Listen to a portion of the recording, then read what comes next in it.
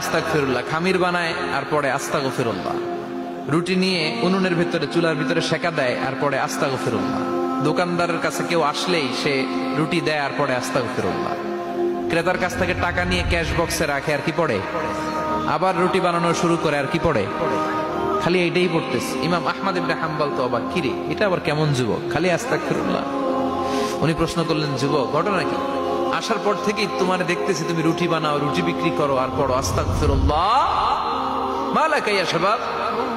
যুবক বলে, আস্তাগফিরুল্লাহ আমার সবচেয়ে বেশি পছন্দের আমল, আমি সব সময় আঠার মতো ইস্তেগফারের সাথে লেগে থাকি আর সব সময় পড়তে থাকি আস্তাগফিরুল্লাহ, আর এর বদৌলতে আল্লাহ আমারে মুস্তাজাবুদ দাওয়া বানিয়ে দিয়েছে।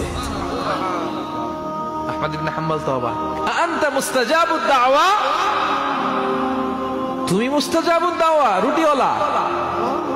আমি এত বছর হাদিস পড়াই, আমিও তো মুস্তাজাবুদ দাওয়া না, আর তুমি রুটি বেচো বাজারে, তুমি মুস্তাজাবুদ দাওয়া, তুমি দোয়া করলেই সব কবুল হয়ে যায়।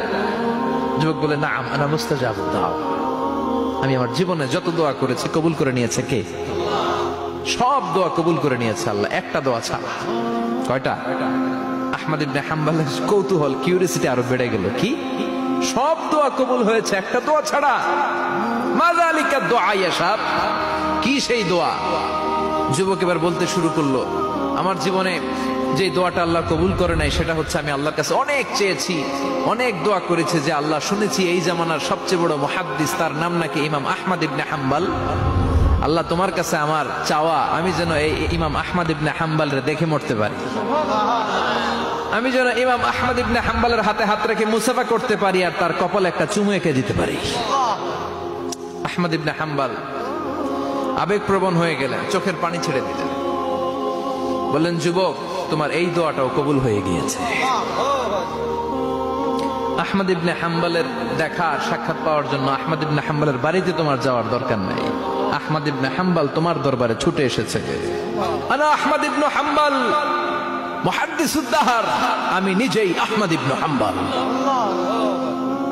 যুবক চোখের পানি ছেড়ে দেয়, আহমদ ইবনে হাম্বল চোখের পানি ছেড়ে দেয়।